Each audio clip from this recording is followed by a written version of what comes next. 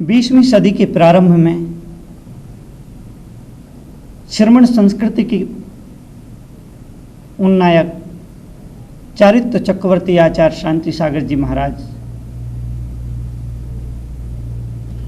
उनके जीवन की एक घटना। आचार्य शांति सागर जी विहार करते हुए, प्रस्थान करते हुए, चलते हुए जा रहे थे। रास्ते में एक साधु की कुटिया पड़ी। साधु ने विनम्रता से आचार्य श्री से निवेदन किया, प्रार्थना की, आप थोड़ी देर विश्राम कर लें, मेरी कुटिया में बैठकर थोड़ा सा ध्यान कर लें। शांति सागर जी ने कोई हर्जा ना समझा और उसकी कुटिया में बैठकर के ध्यान किया, सामायिक की। ध्यान सामायिक कर चुकने के पश्चात वो आगे के लिए प्रस्थित हुई। वो साधु भी उनके साथ साथ चल रहा था और अपनी कुटिया की बड़ी तारीफ, बड़ी प्रशंसा कर रहा था। मार्ग में साधु ने कहा, महाराज मेरी कुटिया बहुत सुंदर है, बहुत सुरक्षित है, उसमें कोई जानवर प्रवेश नहीं कर सकता,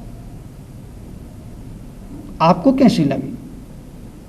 आचार्य श्री मुस्कुराए और बोले, बाबा पहले घर के गीत गाता था और अब कुटिया के गीत गा रहा है, तो क्या अंतर आया?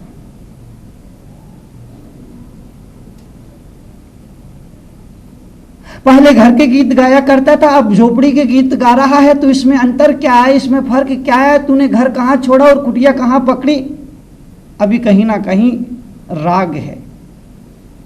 इतना सुनना था कि वो सन्यासी, वो साधु वापिस आता है, दौड़ करके अपनी कुटिया में आग लगाता है, आग लगा करके फिर चला जाता है और आचार्य श्री से कहता है कि संत जी मैंने उस कुटिया में आग लगा दी और आग लगा करके उसको राख बना दी, और फिर साथ आचार्य श्री के साथ चलने लगा।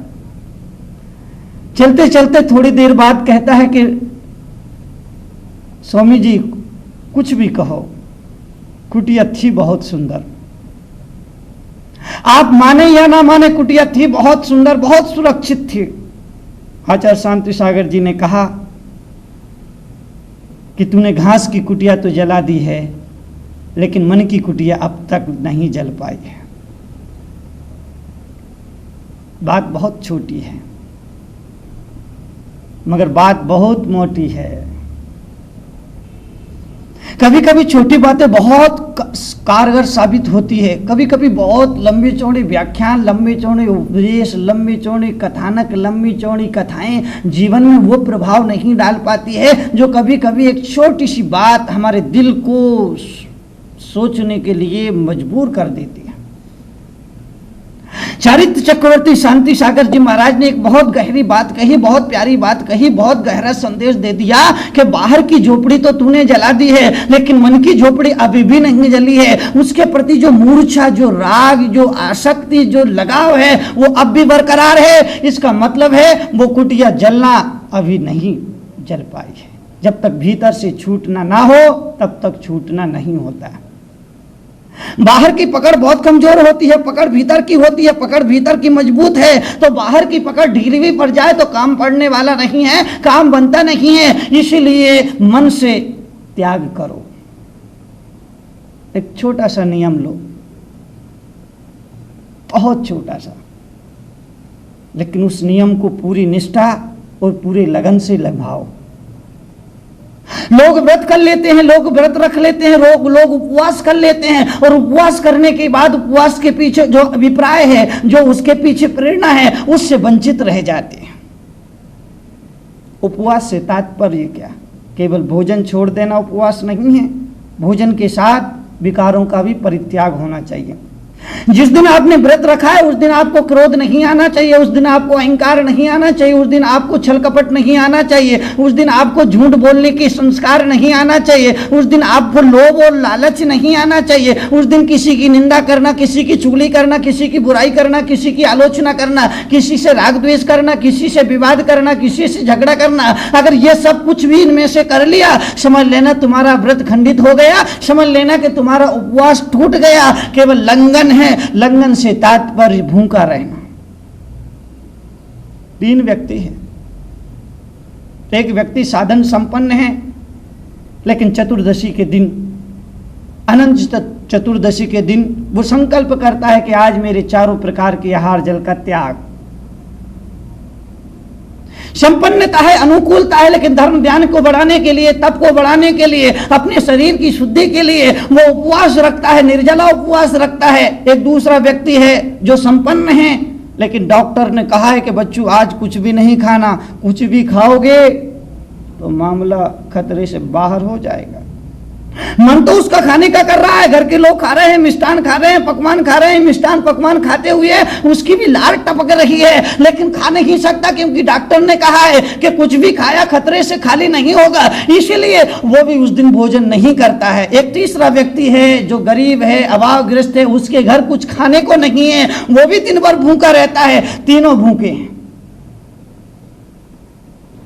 मैं पूछता हूं साधना किसकी है? वो जो 3 व्यक्ति हैं, एक निर्मल, एक मन से त्याग करता है, एक डॉक्टर के कहने पर त्याग करता है, एक की परिस्थितियां त्याग करवा रही है। उसमें साधना किसकी है? उसमें धर्म ध्यान किसका चल रहा है? उसमें तप किसका चल रहा है? उसमें व्रत किसका निभ रहा है? उसमें उपवास किसका फल रहा है? पहले वाले व्यक्ति का, क्योंकि उसने मन से छोड़ा है, और दूसरे वाले व्यक्ति ने केवल तन से छोड़ा है, और तीसरे वाले व्यक्ति ने ना मन से छोड़ा है और ना तन से छोड़ा है। मजबूरी का नाम सोनिया गांधी,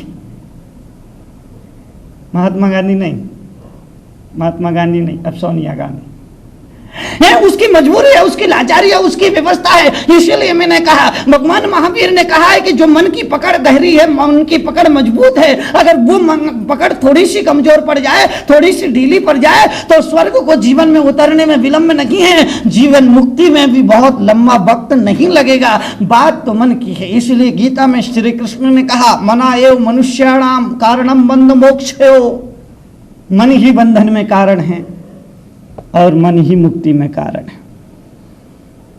आप कहेंगे कि बड़ी विचित्र बात है, बड़ी अद्भुत बात है, जो मन संसार में कारण है वो मुक्ति में कारण कैसे हो?